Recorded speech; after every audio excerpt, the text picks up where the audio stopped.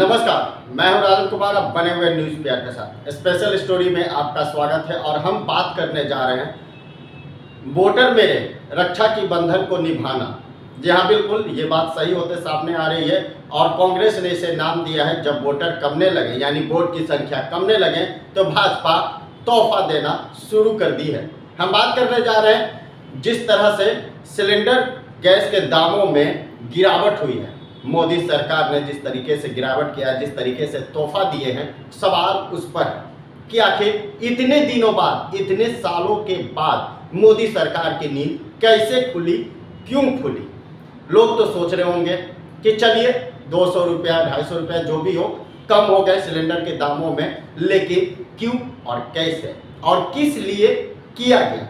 तो चलिए हम आपको बताते हैं। देखिए, मोदी सरकार तोहफा देना शुरू कर दी है और जहां जहां कांग्रेस की सरकार है वो भी तोहफा देना शुरू कर दी है। यानी यूं कहिए 2024 की तैयारी शुरू कर दी गई है। अब 2024 की तैयारी में हर एक तोहफे का ऐलान किया जा रहा है। तो वहीं मोदी सरकार गैस के दामों में जो वृद्धि थी उसे घटा दिया गया है और घटाने के पीछे बताया जा रहा है कि वोटरों को अपने ओर आकर्षित करना। लोकसभा चुनाव के बाद विधानसभा चुनाव है जिसको लेकर वोटरों को लुभाया जा रहा है। आखिर सोचिए कि सत्ता में जो मोदी सरकार है, जो भाजपा है, जो दिल्ली पर राज कर रहे हैं, एक समय में स्मृति ईरानी जो तीखी तीखी सवालों में घिरती है और जो सवाल अगर कर दिया तो उन पर गुस्सा भी हो जाती है और कड़ा रुख भी अपनाती है। स्मृति ईरानी वही स्मृति ईरानी है जब कांग्रेस के राज में गैस के दामों में वृद्धि हुई थी, सब्जी के दामों में वृद्धि हुई थी, तब स्मृति ईरानी उस समय सड़कों पर उतर गई थी, शेरनी के रूप में बीच सड़क पर कार्यकर्ताओं के साथ बैठ गई थी और कांग्रेस के खिलाफ जमकर नारेबाजी की थी। उस समय की तस्वीर आप देख रहे होंगे कि किस तरीके से स्मृति ईरानी का गुस्सा सातवें आसमान पे था, जिस तरीके से महंगाई सातवें आसमान पे थी। अब उसके बाद टमाटर की बात की जा रही थी। टमाटर का भी खूब चर्चा किया जा रहा था कि टमाटर के दाम आसमान छू रहे हैं, टमाटर के दामों में बढ़ोतरी हुई। तो बड़े वरिष्ठ पत्रकार ने सवाल किया तो उन्हें क्या जवाब दिया यह लोग जानते हैं कि क्या जवाब दिया। ऑन स्क्रीन चल रही थी, लाइव चल रही थी, जिसका जवाब दिया गया तिहाड़ जेल का नाम लिया गया एक बड़े पत्रकार के द्वारा।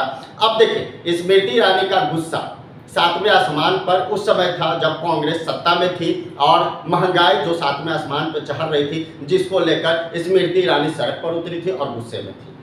अब रक्षाबंधन के दिन हम इसलिए नहीं कर रहे हैं वोटरों मेरे राखी के बंधन को निभाना। रक्षाबंधन के दिन साफ तौर से सिलेंडर दामों में जो वृद्धि थी उसे घटाया गया और इसे एक तरह से तोहफा बताया जा रहा है। बोला जा रहा है कि मोदी सरकार का यह ऐतिहासिक दिन है जो सिलेंडर के दामों में इतनी बड़ी कमी यानी घटाया गया है, वह एक ऐतिहासिक दिन भी बताया जा रहा है। उस समय याद करिए कि जब सिलेंडर के दामों में धीरे धीरे धीरे वृद्धि हो रही थी तो उस समय मोदी जी कहाँ थे? उस समय पीएम मोदी क्या कर रहे थे? क्या उस समय ख्याल नहीं आ रहा था कि सिलेंडर के दामों में वृद्धि होती जा रही है, उसे कम किया जाए? उस समय ख्याल नहीं आ रहा था। ख्याल अब क्यों आया और किस लिए आया? क्योंकि 2023 चल रहा है, अपने अंतिम पैदान पे 2023 और 2024 आने वाला है। 2024 आने वाला तो जनता साफ तौर से सुन लीजिए, यह तोहफा आपको और मेरे लिए, यह तोहफा जो दिया गया है सरकार द्वारा सिलेंडर दामों में जो बढ़ोतरी हो रही थी जिसे घटाया गया है और अनेकों तोहफा मोदी सरकार अब देने की तैयारी में जुट गई है। और जहां जहां भाजपा की सरकार है अब एक से एक बड़े तोहफे निकलेंगे और जहां जहां अगर सरकार नहीं है तो खुले मंच से भाजपा के लोग अब तोहफा देना शुरू करेंगे, क्योंकि 2024 का इलेक्शन साफ नजदीक आ रहा है। आखिर सिलेंडर के दामों में लगातार कांग्रेस प्रदर्शन करते आई, आम लोग तरस हो गए थे कि किचन में अगर सिलेंडर गैस जाती है तो खाना बनाने के लिए भी सोचना पड़ता था। जिस तरीके से सिलेंडर गैसों के दामों में जिस तरीके से वृद्धि हो रही थी, अब जो 200 रुपया घटाया गया तो कई लोग कहते हैं कि सब्सिडी का पैसा तो लिया जाता है पर लौटता कैसे है और लौटता है या नहीं वह लोग नहीं जानते।